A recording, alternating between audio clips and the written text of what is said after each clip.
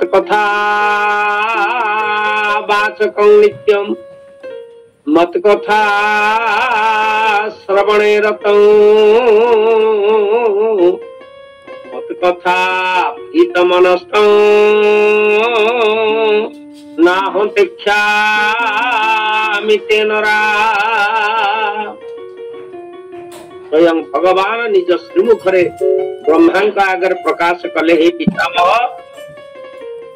जो माने प्रतिदिन मोर कथा कहती मोर कथा श्रवण करती मो पाखरे मन को प्रदान करितांती मु सेमानकु केबे त्याग करे नाही ए मर्मरे स्वयं भगवान कर कथा आम मानक पई अत्यंत गुरुत्वपूर्ण एवं आमे मान जीवन को सार्थक करिबा पई से भागवतंक पाखरे मन दबा। आसंतु आज चतुर्थ स्कंधर चतुर्थ अध्याय 24 नंबर श्लोक श्री मैत्रेय उवाच इत्योद्धोरे दक्ष मनुद्य शत्रुन् हिताबुदितां निसदा निशसाद शान्तवाक् पृष्ट्वा जलं पीत दुकुलं संवृता निमील्य दुर्गजो पथ समाविशत्। मैत्रेय महामुनि विदुर महात्मा को तांकर कुशावर्त आश्रम गंगा कूଳରେ श्रीमद भागवत कथा शुणुचंती। मैत्रेय महामुनि भगवान कर मुखनिसृत दिव्य कथा प्रभास क्षेत्र रे स्वयं भगवान ठारू श्रवण करी कुशावर्त आश्रम रे तांकर नित्य नैमित्तिक काम्य कर्म सहित श्रीमद भागवतंकर कथा आज विदुर महात्मा को कहउचंती। हे विदुर महात्मा तुम्हें श्रवण कल किभली भावरे मां सती तांकर पितांक उपरे अत्यंत कुपित भावरे तांकर वक्तव्य प्रकाश कले।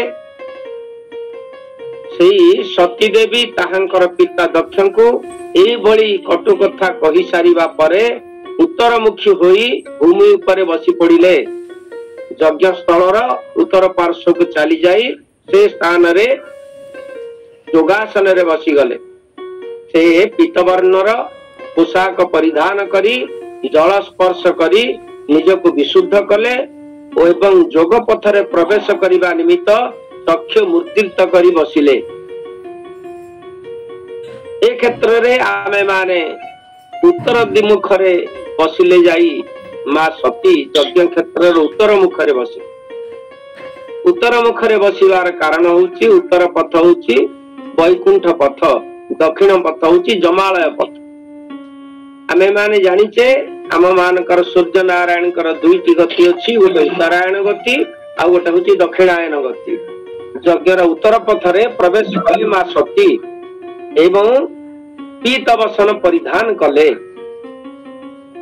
पीतवसन परिधान करिवार तात्पर्य या ही पारे जे पीतवसन होउची अति पवित्र व सात्विक वस्त्र।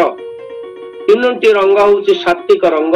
रंगरे मध्य विभिन्न प्रकार भाव अछि सात्विकता राजसिकता और तामसिकता।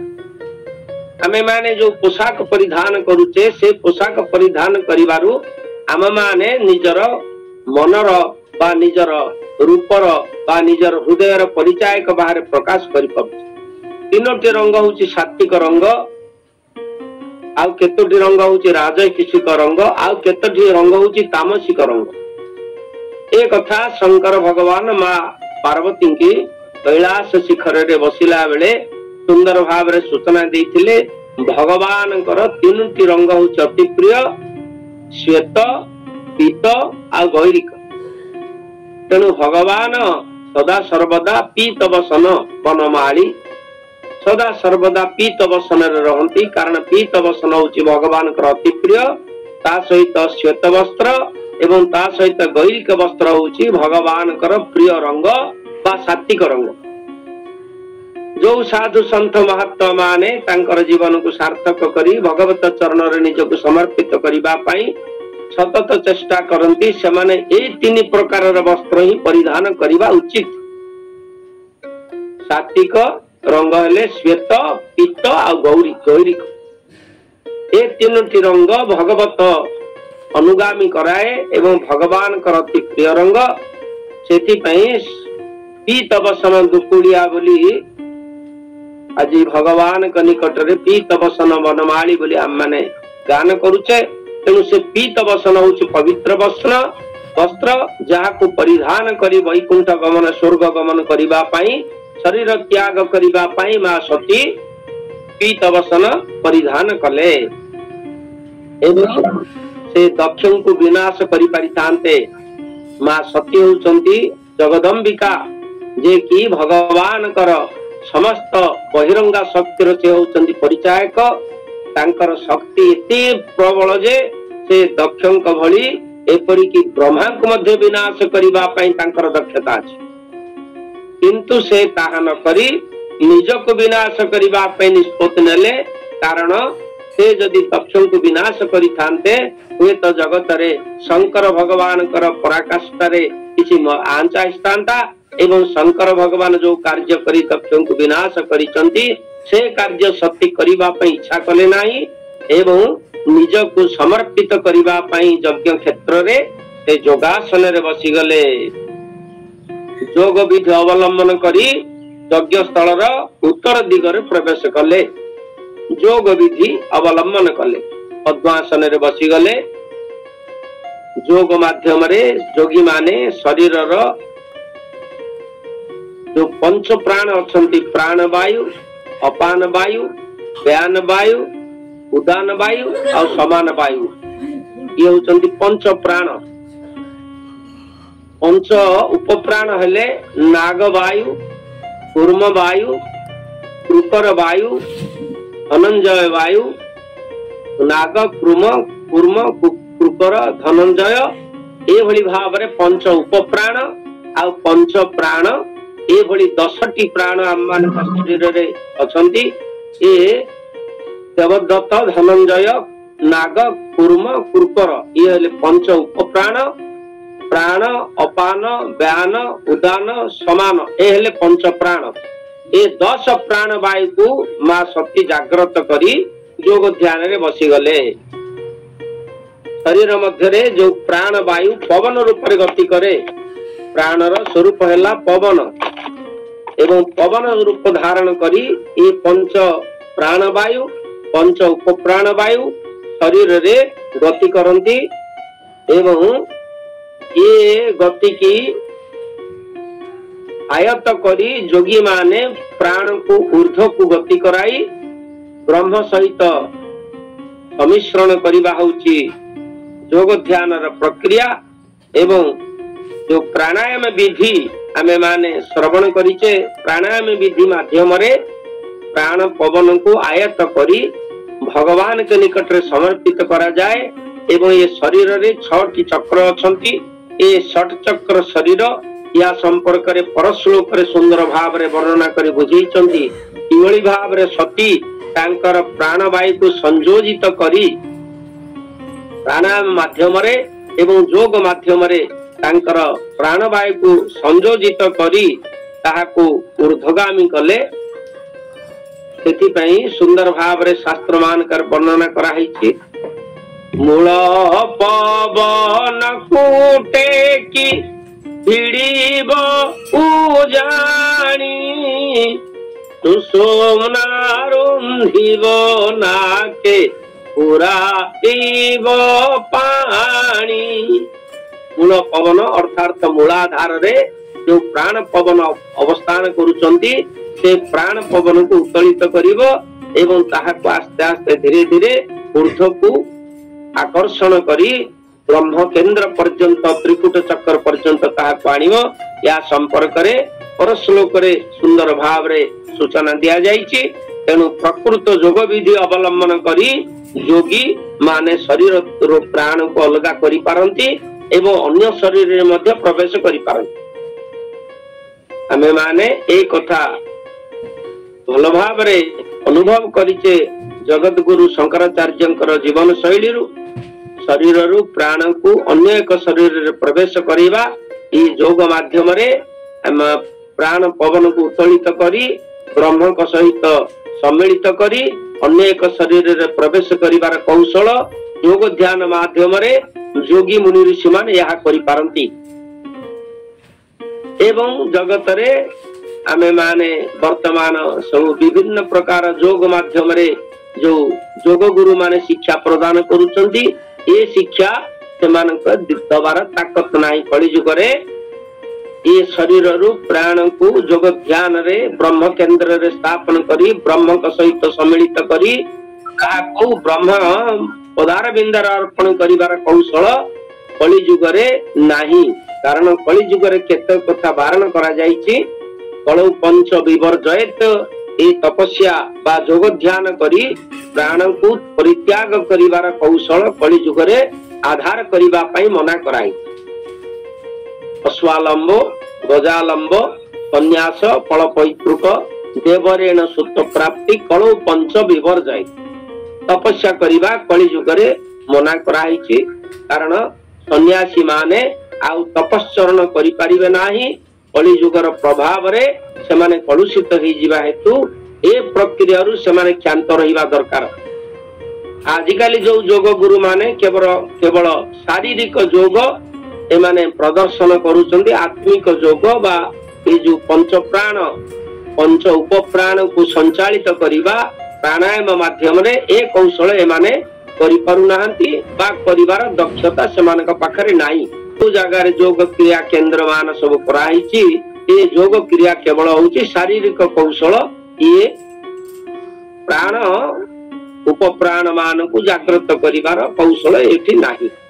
तेबे जाओ सती ए भली भाव रे योग ध्यान रे बसी तांकर जीवन को तांकर प्राण पवन को उत्तोलित करिवा पई मैत्रेय कहिले थर शत्रु विनाशी हेबि दूर सतीशी बाणी एही परी दक्ष को बाणी कही सारी पिंदिले हलदी वसन सलील करी आचमन शांत भाव रे मौन रही जोग पथरे दृष्टि देई उत्तर दिगे मुह करी भूमि रे बसी गले तिरी उत्तर दिगे मुह करी भूमि रे बसी गले तिरी। हरि बोलो जय श्री राम। बोल भागवत भगवान की। सुंदर भाव रे आमे माने रंजन दास पद्यानुवाद श्रीमद आसंतु 25 नंबर श्लोक को आमे अनुध्यान करिबा। किभली भाव रे नाभि चक्र ठारू मूलाधार चक्र ठारू सहस्रार चक्र पर्यंत प्राण को उत्तोलित करी मां सती तांकर प्राण विसर्जन करिवार प्रक्रिया आज अवलंबन करूचंती। हमर दक्षंकर यज्ञ स्थल उत्तर दिगरे से कथा को श्रवण करिवा। 25 नंबर श्लोक हैला कृत्वा समानावनिलौजितासना उदानमुत्थाप्य चनाभिचक्रतः तनै हृदि स्थाप्य ध्योरशिशितिस्थितं कंठाद भ्रुवोर मध्ये मनिंदिता नयत। प्राण को मूलाधार चक्र ठारू किभली भाव रे पंच प्राण को एकत्रित करी पंच उप प्राण को एकत्रित करी ये 10 प्राण को किभली भाव रे आज मां सती एकत्र करी ब्रह्मरंध्र रे भगवान के निकट रे प्राण को स्थापित करी शरीर त्याग करिवार प्रयास करूचंती। से कथा को श्रवण करिबा। सती प्रथमे उपयुक्त आसन रे उपवेशन कले एवं कुशासन पकई तापर बसिले। तापरे से प्राणवायु को ऊर्ध्व को उत्तोलन कले। तापरे नाभि देश रे समभाव रे स्थापन कले। तत्परे ताहाको वृद्धि करी प्राणवायु सह हृदय चक्र रे बा अनाहत चक्र रे प्रवेश करेले। अनाहत चक्र रु 3 प्राण नहीं 4 प्राण धरी पंचम स्थान रे प्रवेश कले। कंठ चक्र रे से कंठ चक्र रु 5 प्राण को धारण करी उत्तोलित करी त्रिकुट चक्र रे प्रवेश करेले। त्रिकुट चक्र होची प्राण आउ अपान ବ୍ୟାନ, ଉଦାନ, ସମାନ, ନାଗ, କୂର୍ମ, କୂର୍ପର, ଦେବଦତ୍ତ, ଧନଞ୍ଜୟ, এই যে 10 ପ୍ରାଣ, ଏ 10 ପ୍ରାଣକୁ ତ୍ରିକୁଟ ଚକ୍ରରେ ସ୍ଥାପନ କଲେ ଏବଂ ବ୍ରହ୍ମ ଚକ୍ରକୁ ଆନୟନ କଲେ, ଯୋଉ ସହସ୍ରାର ଚକ୍ରରେ ପରମ ବ୍ରହ୍ମ ନାରାୟଣ ଅବସ୍ଥାନ କରିଛନ୍ତି। ପ୍ରଥମ ଚକ୍ର ହେଲା ମୂଳାଧାର ଚକ୍ର।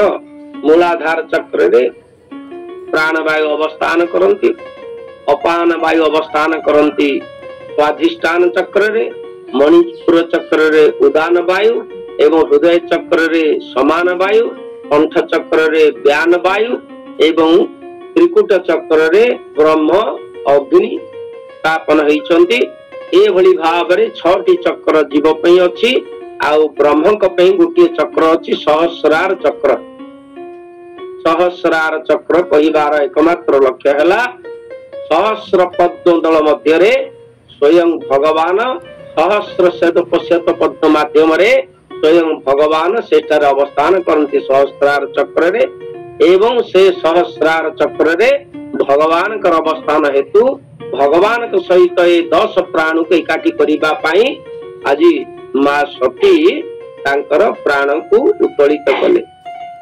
ମୂଳ ପବନକୁ ଟେକି ଭିଡ଼ିଲେ ଉଜାଣି, ସୁଷୁମ୍ନା ରୁନ୍ଧିଲେ ନାକେ ପୁରାଇଲେ ପାଣି, ପିଅଳା ପିଅଳା ବେନି ପଡ଼ିଲା କପାଟ, ପରମ ବ୍ରହ୍ମ ଚକ୍ରେ ହେଲା ତାହା ନିକଟ। ଏଭଳି ଭାବରେ ପଞ୍ଚ ପ୍ରାଣକୁ ଆନୟନ କରି ହୃଦୟ ଚକ୍ରରେ ପ୍ରାଣ ବାୟୁକୁ ଗ୍ରହଣ କରି ହୃଦୟ ଚକ୍ରରୁ ପ୍ରାଣ ବାୟୁକୁ ଉତ୍ତୋଳିତ କରି କଣ୍ଠ ଚକ୍ରରେ ସମାନ ବାୟୁ ସହିତ ତାହାକୁ ନେଇ ତ୍ରିକୁଟ ଚକ୍ରରେ ସ୍ଥାପନ କଲେ। ତ୍ରିକୁଟ ଚକ୍ର ହଉଛି ବ୍ରହ୍ମ ଆଉ ଜୀବର ମିଳନ ସ୍ଥଳ। ତ୍ରିକୁଟ ଚକ୍ରର ବର୍ଣ୍ଣନା ସୁନ୍ଦର ଭାବରେ ବ୍ରହ୍ମ ସଂହିତାରେ ବର୍ଣ୍ଣନା କରାହେଇଛନ୍ତି। ତ୍ରିକୁଟ ଚକ୍ରର ଅବସ୍ଥାନ କିଭଳି ଭାବରେ, ତ୍ରିକୁଟ ଚକ୍ର ହଉଛନ୍ତି ଆମର ଇଡା, ପିଙ୍ଗଳା, ସୁଷୁମ୍ନାର କେନ୍ଦ୍ର ସ୍ଥଳ। ସହସ୍ରାର ଚକ୍ର ଆଉ ମୂଳାଧାର ଚକ୍ରକୁ ସଂଯୋଜିତ କରିବା ପାଇଁ 3ଟା ସ୍ନାୟୁ ଶରୀର ଭିତରେ ମେରୁଦଣ୍ଡର ମଧ୍ୟସ୍ଥଳ ଦେଇ ଗତି କରିଛନ୍ତି, ଇଡା, ପିଙ୍ଗଳା, ସୁଷୁମ୍ନା। ତ୍ରିବେଣୀ ଘାଟ ଉପରେ କାଉଁରୀ ମଣ୍ଡଳ,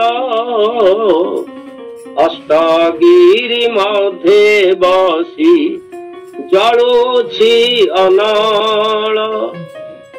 ତ୍ରିବେଣୀ ଘାଟ ଉପରେ କାଉଁରୀ ମଣ୍ଡଳ, ଅଷ୍ଟଗିରି ମଧ୍ୟେ ବସି ଜଳୁଛି ଅନଳ। ଭୂ, ଜଳ, ଅନଳ, ସମୀର, ମନ, ବୁଦ୍ଧି, ଚିତ୍ତ, ଅହଙ୍କାର, ପଞ୍ଚଭୂତ ଏବଂ ମନ, ବୁଦ୍ଧି, ଅହଙ୍କାର, ଇଏ 5, 3, 8 ଏ ପର୍ବତ ୟାକୁ ଘେରିକିରି ରହିଛନ୍ତି। 7ଟି ପ୍ରାଚୀର ଏହାକୁ ଘେରିକିରି ରହିଛନ୍ତି। 7ଟି ପ୍ରାଚୀର ହେଲେ ଚର୍ମ, ସ୍ଫଣିତ, ମାଂସ, ମେଦ, ଅସ୍ଥି, ମଜ୍ଜା, ଧାତୁ।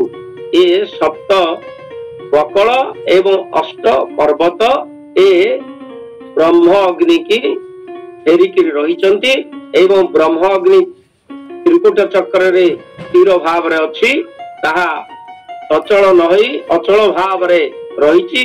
ଯେତେବେଳେ ପ୍ରାଣ ପବନ ମୂଳରୁ ଉଠି ମୂଳାଧାର ଚକ୍ରରୁ ଅପାନ ବାୟୁ ଏବଂ ସମାନ ବାୟୁ, ବ୍ୟାନ ବାୟୁ, ପ୍ରାଣ ବାୟୁ, ଉଦାନ ବାୟୁ ଏଭଳି 5ଟି ବାୟୁ ଯେତେବେଳେ ସଞ୍ଚାଳିତ କରି ବ୍ରହ୍ମ କେନ୍ଦ୍ରରେ ଆସି ପ୍ରବେଶ କରେ, ସେତେବେଳେ ସହସ୍ରାର ଚକ୍ରରୁ ବ୍ରହ୍ମଙ୍କର ନିମ୍ନ ଗତି ହୁଏ ଏବଂ ବ୍ରହ୍ମଙ୍କ ସହିତ ପ୍ରାଣର ତଲ୍ଲୀନ ଭାବରେ ଯୋଡି ହେଇଯାଏ ତ୍ରିକୁଟ ଚକ୍ରରେ। ଏ ହଉଛି କୁଣ୍ଡଳିନୀ ଯୋଗ ଶାସ୍ତ୍ରର ତତ୍ତ୍ୱ କଥା ଆମେ ମାନେ ଶ୍ରବଣ କରୁଛେ।